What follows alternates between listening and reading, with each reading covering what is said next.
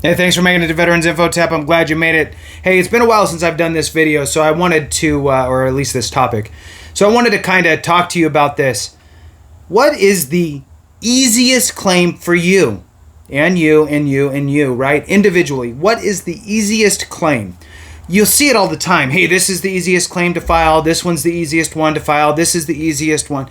Look, it's not easy if you don't have the condition, so who cares, right? So this video is about what's the easiest claim for you individually, right?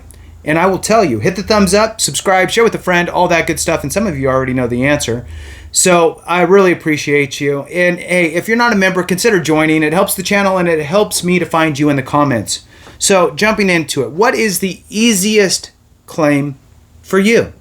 Well, I'll tell you, it is the one that you actually qualify for, right?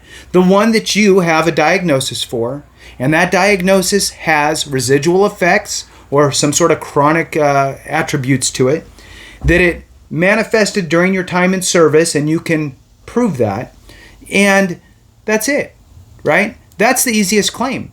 It might be a 10% claim, a 30% claim, a 70% claim, who knows?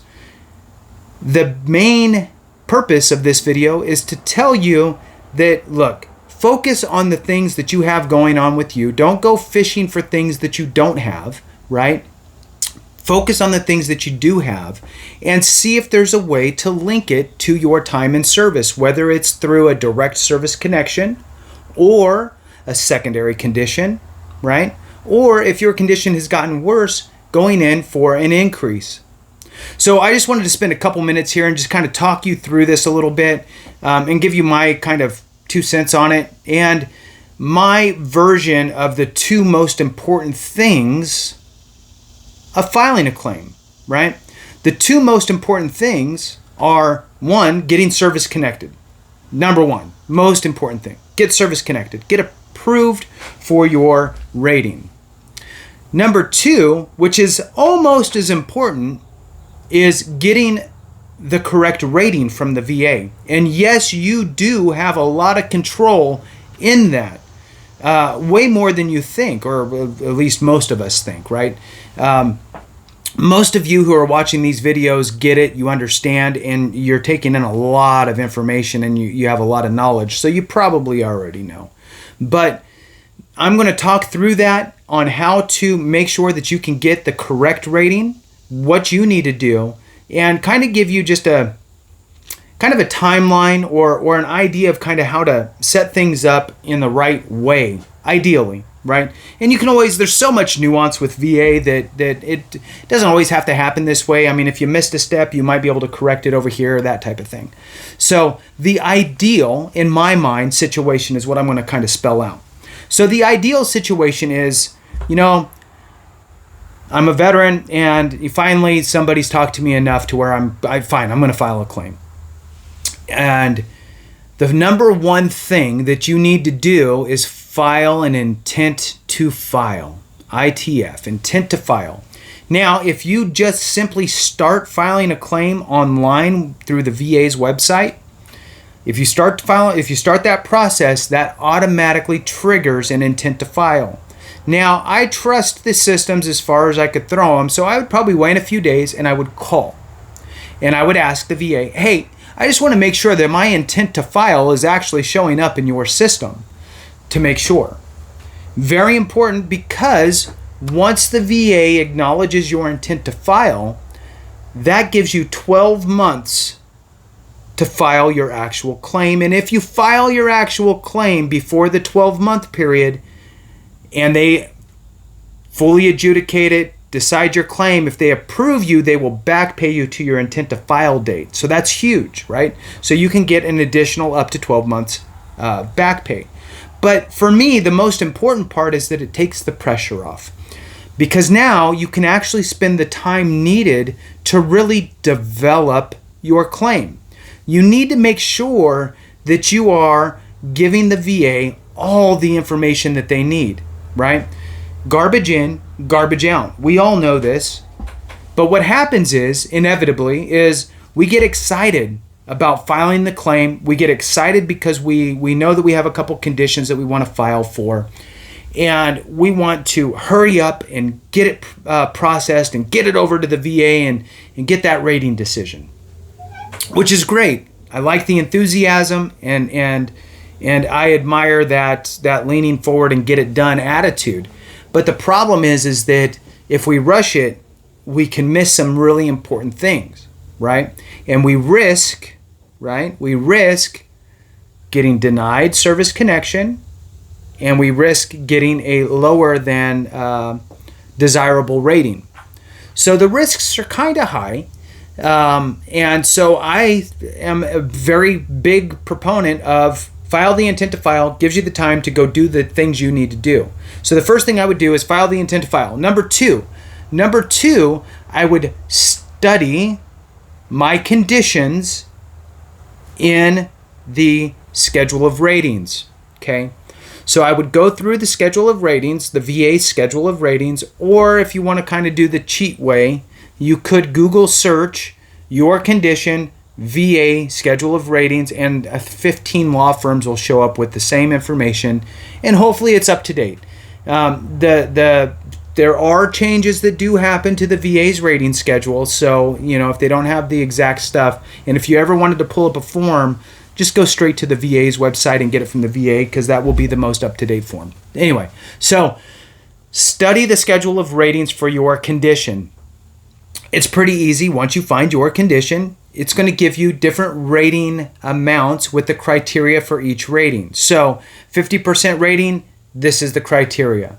30% rating, this is the criteria. 10%, this is the criteria, and so on.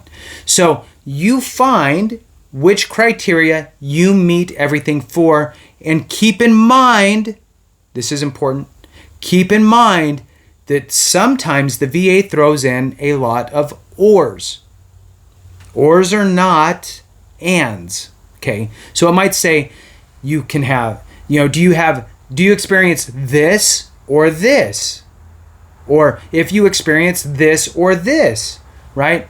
It's one or the other. You don't have to have both. Now, they may have ands. If you experience this and that, then you have to have both, right? But make sure that you're reading it fully and not just kind of skimming through it. Make sure you meet all the criteria, and then you know what rating you should be. If you meet all the criteria for a 50% rating, well then guess what? You should be rated 50%. However, the VA doesn't know where you're going to land, so you need to help them know that you're a 50% rated criteria. So extract that information directly from the schedule of ratings and make a doctor's appointment.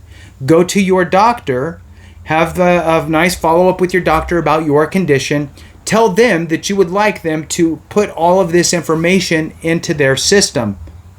Now, I like to frame it this way as I'm asking my doctor, my civilian doctor, for help with anything.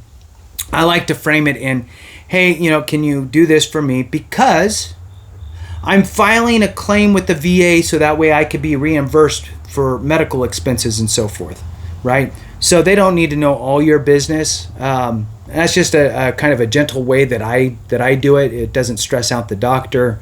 And you kind of are being reimbursed for that type of stuff. So you can also go on the VA's website and find the DBQ, Disability Questionnaire, and you can ask your doctor to fill that out as well. If I had to pick one or the other, I would err on making sure that we have all the information from the schedule of ratings put into the notes. Because that's really what they're looking for in the DBQ, is that same information. The DBQ is used to figure out where you fall on the rating schedule. But if you could get both done, try to get both done. But you want to make sure that you're using that same information from whatever you qualify for. In this example, it was you met all the criteria for a 50%. You make sure all that information gets put into that DBQ. Okay.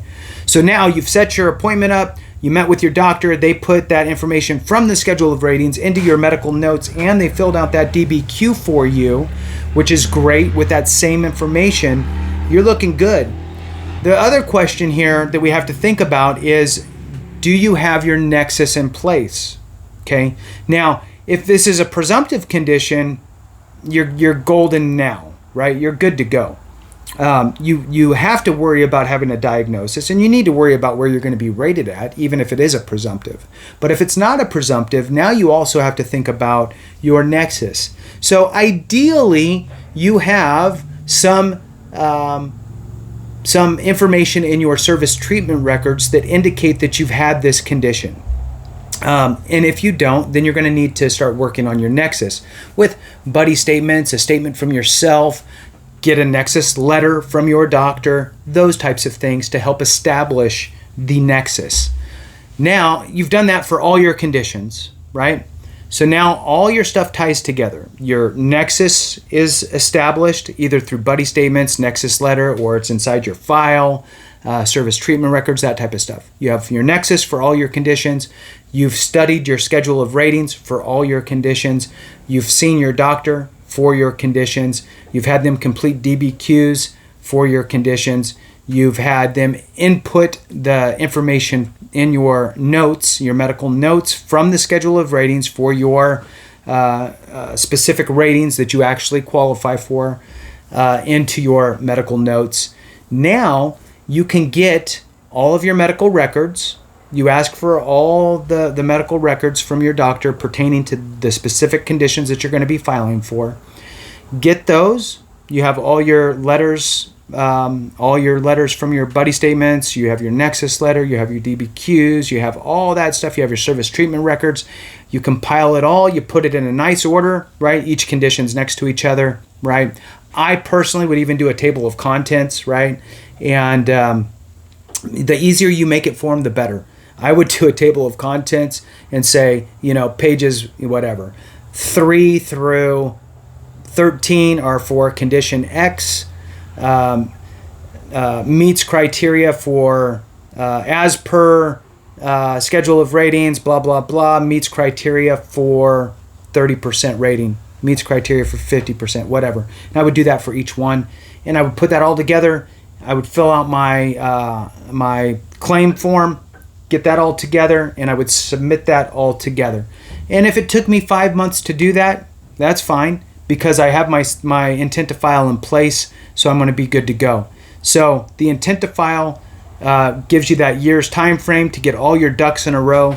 Now, the question is, for those that hung on, the question is, well, what happens if I'm up on the ropes of my 12-month deadline for my intent to file and I don't have all my evidence, I don't have all my stuff put together yet?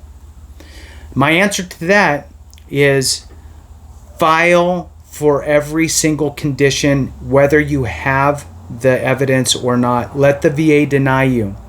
They will deny you, and if they do, which they probably will, if you're not giving them all the evidence, right? They'll deny you. They might, maybe you didn't give them evidence for the right rating, whatever. But let's pretend that you didn't give them evidence to actually rate you or to even give you service connection. So they deny you. Now, when you get that denial back, you can then appeal it within 1 year with additional evidence. So basically, you've just extended your intent to file 12 months additionally. So with that, we'll go ahead and conclude it there. Thank you so much for watching. I really appreciate you. Have a great one. And remember, if we don't take care of each other, something went wrong.